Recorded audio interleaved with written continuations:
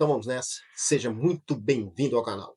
Pessoal, na última quarta-feira, dia 20 de março de 2025, o Copom aumentou mais uma vez a taxa Selic. Ela saiu de 13,25% ao ano para 14,25% ao ano. E o Copom já sinalizou que na próxima reunião, que será no início de maio, provavelmente a taxa irá aumentar novamente, só que agora com um ritmo um pouco mais lento. Muito provavelmente ela deve chegar nos 15%.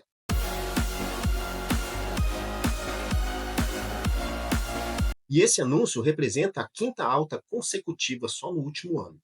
Mas o que o Copom leva em consideração para aumentar ou diminuir a taxa de juros? Ele leva em consideração a meta de inflação. Se as projeções estiverem alinhadas com o que é esperado para a inflação, e o esperado era de 3% ao ano, então, nessa situação, pode-se diminuir a taxa de juros. Caso contrário, se as projeções indicarem um aumento da inflação, uma inflação acima do esperado, aí a tendência é de manutenção ou de aumento da taxa Selic.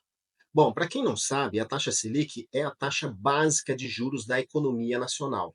Ela serve para balizar taxas de empréstimos, taxas de financiamentos, por exemplo. Ou seja, com a Selic alta, o crédito acaba ficando mais alto também. E esses aumentos constantes da taxa de juros, eles ocorrem porque a inflação não para de subir. E o mecanismo adotado pelo Copom para tentar inibir o aumento da inflação é justamente aumentar a taxa de juros. Mas todo mundo está vendo que parece que isso não está surtindo efeito, já que mesmo aumentando a taxa de juros, é o quinto aumento consecutivo, a inflação não mostra sinais de que vai recuar. Só em fevereiro desse ano, a inflação foi de 1,31%. Esse é o maior patamar em 22 anos para um mês de fevereiro. Isso não é brincadeira. E esses 14,25% é a maior taxa de juros desde a era Dilma. Na verdade, é o mesmo valor que vigorou no final de 2016, um pouco antes do impeachment da Dilma. E isso acaba gerando um aperto muito grande para a economia, o que acaba impedindo o crescimento do país, dificultando a recuperação de muitos setores da economia que já estão numa situação bastante crítica. Do final de 2016 até agora, muita coisa mudou em relação à taxa de juros e também em relação à inflação.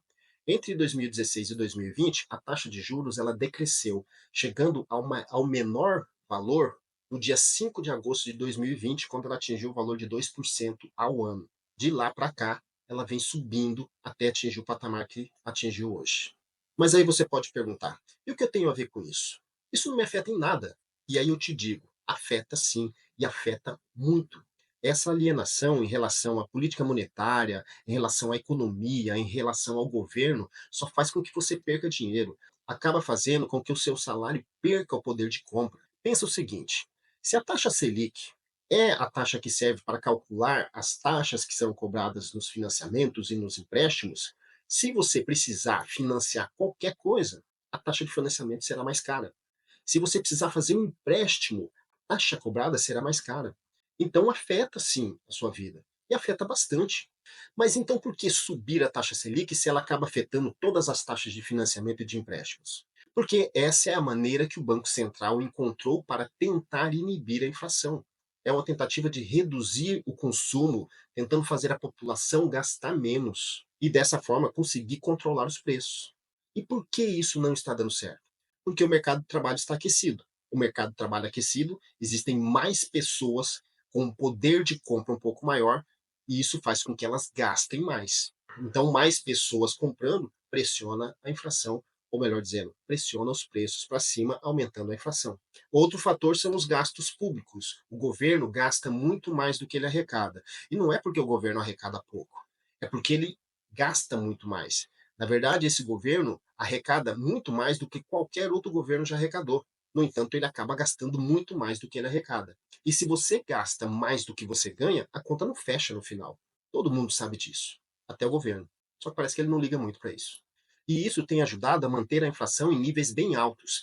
E nós já vimos isso. Eu já falei em outro vídeo que o governo tem gastado muito mais do que ele arrecada, mesmo arrecadando muito mais do que qualquer outro governo. E isso tem acabado pressionando a inflação. Existe também o fator internacional. Está ocorrendo uma alta da inflação em praticamente todos os continentes. E isso acaba pressionando o dólar e influenciando a alta da inflação, principalmente no Brasil. Ok, eu já entendi que a alta da inflação tem influenciado a alta da taxa Selic. Mas em relação aos meus investimentos, o que está acontecendo com eles? Eles vão render mais? Eu preciso mudar a minha estratégia de investimento?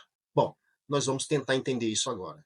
Com a Selic alta, os investimentos que estão atrelados a ela acabam pagando mais, como por exemplo o Tesouro Selic, com rendimentos brutos de 14,25% ao ano, CDBs que podem chegar a pagar até 120% do CDI ou mais, e que acabam rendendo mais do que 14,25% ao ano. Ou seja, a renda fixa acaba ficando muito mais atrativa em momentos como esse de alta da taxa Selic. Entretanto, investimentos em renda variável, como fundos imobiliários e ações de empresas, acabam ficando muito menos atrativos. E por que, que isso acontece? Porque muitos investidores preferem a segurança da renda fixa do que a volatilidade da renda variável. E também porque algumas empresas, em alguns setores, podem acabar sofrendo mais com o aumento dos juros, principalmente aquelas empresas que são mais sensíveis ao sobe e desce da economia, como as empresas de varejo e as empresas de construção, só para citar dois setores. E o mercado acaba ficando muito mais volátil nesse momento de alta da taxa Selic. Agora, falando sobre a renda fixa mais especificamente, se eu investir em renda fixa, já que no momento ela está muito mais atrativa, com uma taxa de 14,25% ao ano, quanto isto me renderá? Bem, para fazer essa simulação, eu escolhi o site do Tesouro Direto, porque ele é bem simples, é muito fácil de fazer a simulação nesse site e ele já faz a comparação com outros tipos de investimentos, o que torna muito mais fácil depois a escolha do tipo de investimento mais adequado para cada perfil de investidor. Bem, o papel escolhido foi o Tesouro Selic 2028, que tem uma rentabilidade anual de Selic mais 0,0566% ao ano, um investimento mínimo de R$ 162,23, portanto, a maioria das pessoas consegue investir neste tipo de ativo. E a data da retirada do investimento é para 1 de 3 de 2028, ou seja, daqui a 3 anos.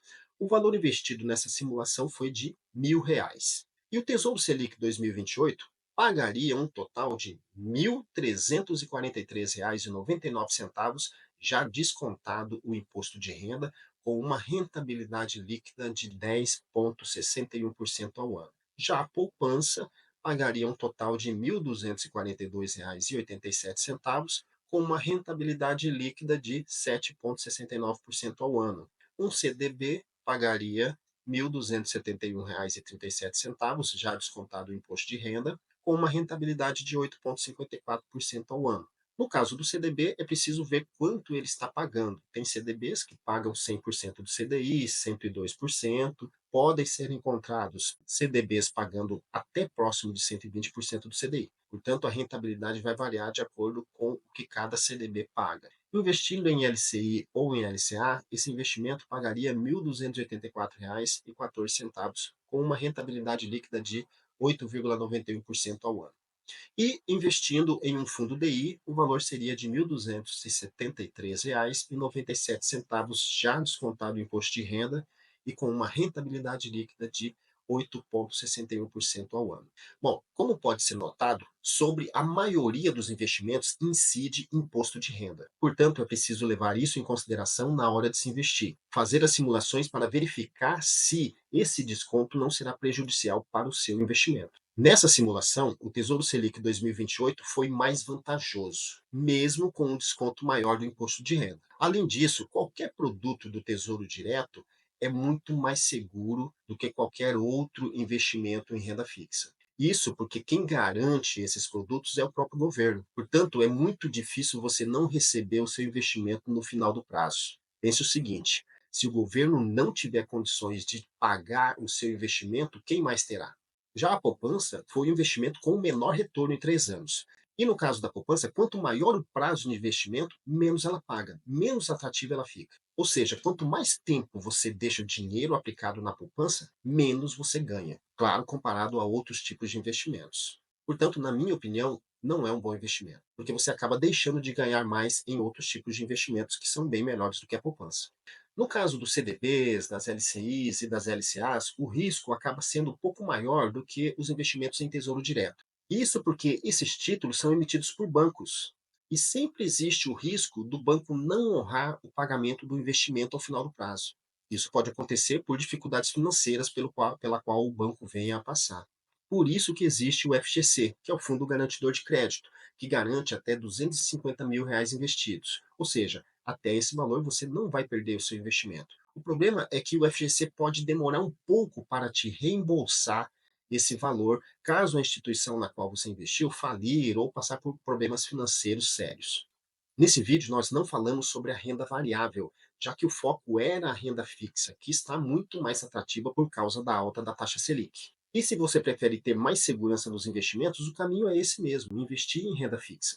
Entretanto, se nós pensarmos no longo prazo, as ações e os fundos imobiliários, que acabam ficando mais descontados em momentos como alta da taxa Selic, podem ser ótimas oportunidades de investimento.